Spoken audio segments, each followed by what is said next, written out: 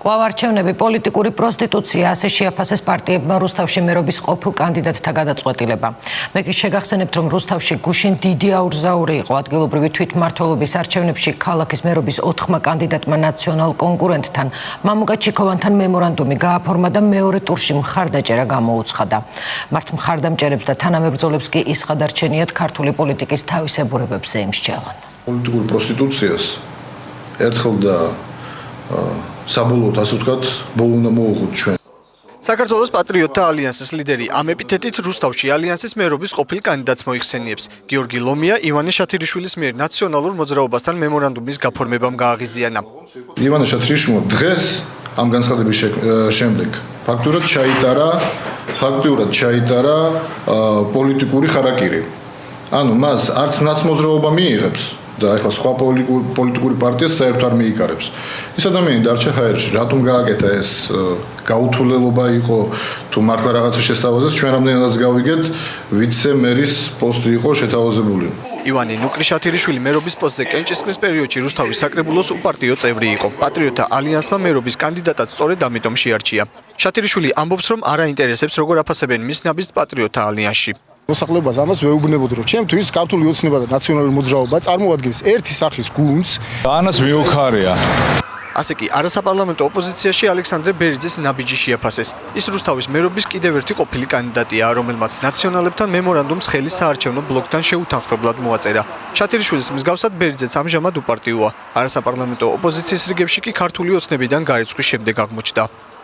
ბერიძე არ არის პარტიის წევრი, განსხვავებით ჩემგან და თავისუფალი საქართველოს პარტიის წევრებისაგან, ის არ არის შებოჭილი პარტიული გადაწყვეტილებებით, მაგრამ მიმაჩნია რომ იქარა. არ უნდა აჩქარდეს. ის პოლიტიკოსი არ არის და ამიტომ დაემართა ეს შეცდომა.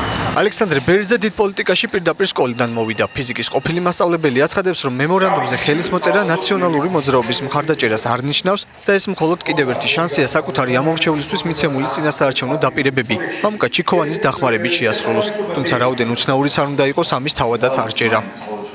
ამ ნაბიჯის გადადგმა 52 წლის ადამიანისთვის, რომელსაც მე 4 წელიწადი ნაციონალური მოძრაობის უმსგავს პოლიტიკას ვებრძოდი და ეხლა მე მაგალითად იმის წარმომადგენელთან ვსაუბრობდა, მაგრამ რა არის იცი, თუ კი გვინდა რომ ჩვენ 100,000-იან ქალაქში პოლიტიკაში რაღაც ვარ, უკეთესობისკენ წავიდე, ხო? უნდა გადავდო ყველანაირი წყენა, იმიტომ რომ ეს არის ჩემი პროფესია. არ იყო ის ნაციონალი არ იყო, რატო ჩაიდინას ეს აქციელი მე ვერ გეტყვით. გაერთიანებული ოპოზიციის ერთ-ერთი ლიდერი გაურკვევლობაში კობა ძლიერიშვილის გამო აღმოჩნდა. რუსთავის ყოფილი პირველი არქიტექტორის მათ შორისაა, ვინც ხელმოწერა საარჩევნო ბლოკთან თუ პარტიასთან არ შეათანხმა. ამის გამო ძლიერიშვილი ერთიანი ოპოზიცია ბურჯანძე დემოკრატების მიღმა დარჩება. რუსთავის ჩვენი მერობის კანდიდატმა მიიღო არასწორი გადაწყვეტილება, რამაც ნიშნავანი უხერხულობა რბილად ვთქვათ შეუქმნა კოალიციას. ის არ არის არც ერთი პარტიის წევრი, არც ბურჯანაძის დემოკრატიული მოძრაობის, არც ქართული ოცნების, არც სხვა რომელიმე კოალიციის შემავალი პარტიის წევრი, თუმცა ის ამ საქციელის გამო იქნება გარიცხული კოალიციიდან.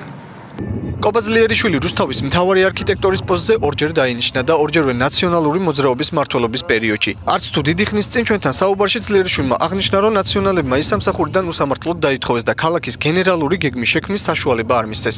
თუმცა დღეს არის სურვა საუბარი იმაზე, რატომ შეერა რომ ნაციონალებთან ერთად მესამეც და წარმატებული იქნება. რო კითხავდი უშუალოდ ხალხს აქციური მიღები ამ გადაწყვეტილებას. ქართლის ფაქტია ის, რომ თქვენი უშუალო ჩართულობის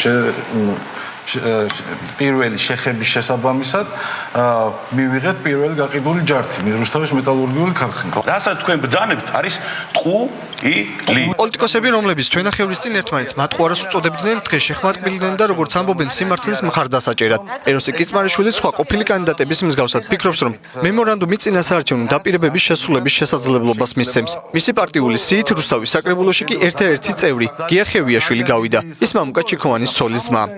კითხვარაში მდგომარეა. 2007 წლიდან ნაციონალური მოძრაობიდან გარიყული ადამიანზე რა? ჩემს პარტიულ სიაში იმყოფებიან ადამიანები ქართული ოცნებიდან 2013 წელს საპრეზიდენტო არჩევნებში ქართული ოცნების შტაბის უფროსი ამირან ბიწაზე. კი ბატონო. არის ჩემი სიის მეორე ნომერი. გაატარებს თუ არა რუსთავის საკრებულოში გიახევიაშვილი ნაციონალური მოძრაობის ინტერესებს, ეს მომავლის საკითხია. თუმცა ფაქტი ერთია, რომ კიცმარიშვილის გადაწყვეტილების შემდეგ ამირან ბიწაძემ და კიდე 6 ადამიანმა ჩვენი საქართველო დატოვა. უბრალოდ ის განცხადება, რომელიც გუშინ ვიხილე მე, ჩემთვის დაუშვებელი არის ესეთი ნაბიჯი. მემორანდუმზე ხელმომწერი მერობის 4-ვე ყოფილი კანდიდატი უახლოეს წარსულში ერთიან ნაციონალურ მოძრაობას ტყუილსა და მიცემული პირობების შეუსრულებლობაში ადანაშაულებდა. თუმცა როგორც ჩანს პოლიტიკაში მტრები ისევე როგორც მეგობრები არ არსებობენ. არსებობს მხოლოდ ინტერესთა თანხვედრა.